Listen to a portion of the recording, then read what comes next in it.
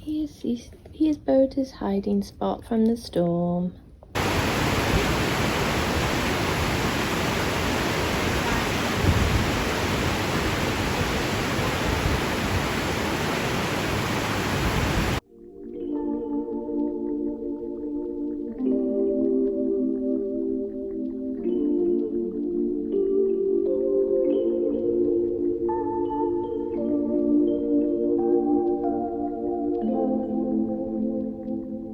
Hi everyone. Oh, I've got allergies, so excuse me, I'm probably going to be a bit sniffy.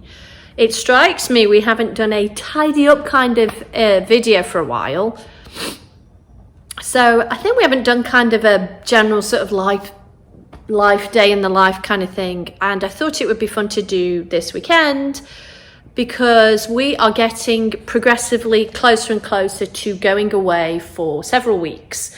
We're going to go to the UK and Ireland, and I'm very excited about that, and I hope I can do some great vlogs and videos and stuff for that. But before we go away, we need to tidy up because we have people staying on rotation through those weeks, looking after the animals, taking advantage of the bigger house and the fact we live in Asheville and stuff, which is so great for us because it means we just don't have to worry about anything. But we do want it to look nice, and we do have a child and animals and things, so we're going to get it all deep cleaned by a professional. But before we do that, we do need to figure out some stuff. So this is the before picture, and hopefully there'll be an after picture.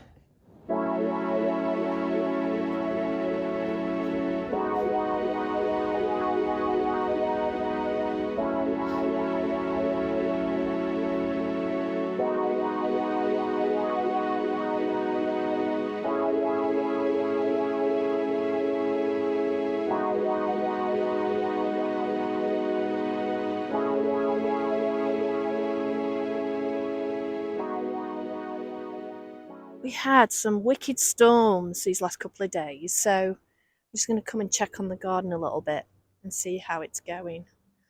And I think most things have done okay. It was really windy, but it seems like, oh, we've got a big branch down. Let's have a look at that.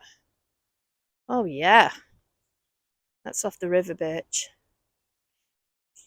It seems like most things weren't really damaged by the wind, so we're very lucky. I think the reason is that our garden, most of it is on an incline and kind of goes down a little bit and is surrounded by trees, so I think it was quite well sheltered. I didn't see hardly anything blow over, maybe like one plant pot, so we've been very, very lucky.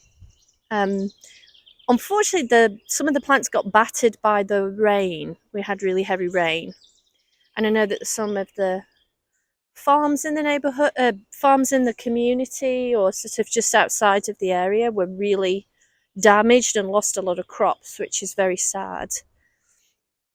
So this is kind of one of our patches, and here we are, and it looks like it's all pretty much okay.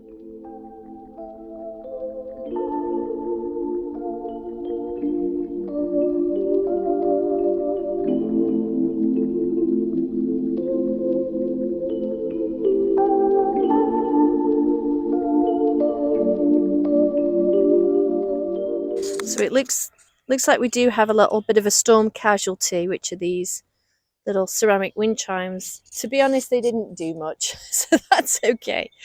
And we can definitely use the broken ceramics for pots and things. There you go. That happens sometimes.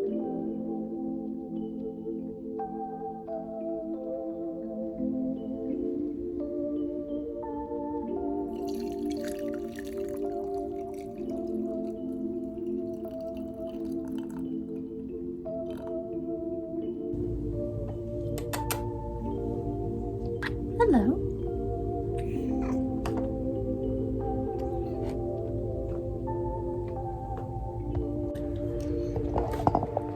You are silly, aren't you? How am I supposed to do this when you're going to do that? Huh? Kitty girl.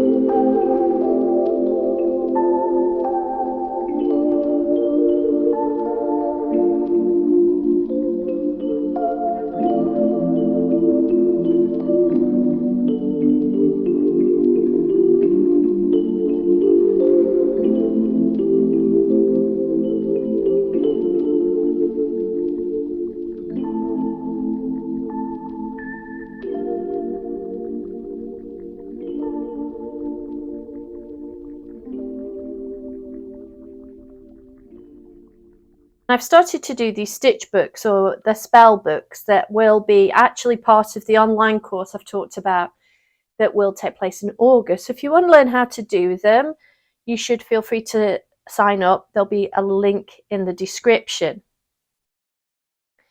They're basically fabric pieces that are then sewn together into a book. And the reason I love these is they prevent you from thinking about how they're going to look if they were displayed. They're entirely just meant to be a working kind of piece. This one was based on some spell work I did for the Beltane season, and I'm very pleased with the results. The magical work involved was very special to me as well. So in order to do this, I want to cut some pieces of fabric to size. This is quite a big one. I'm actually going to do one that's going to be half the size. So the finished book will sort of be like that size, kinda. And so what I'll do is I'm going to cut some pieces of fabric. These are some nice scraps of fabric I'm going to take with me. But I'm not going to sew them into a book. I'm going to keep them whole. And then what I can do is use them almost like a sketchbook, or and work on these pieces of fabric maybe with pencil or with a pen. And then as I do that, I can also sew whatever I do with the pencil or pen. So I'm kind of excited about that.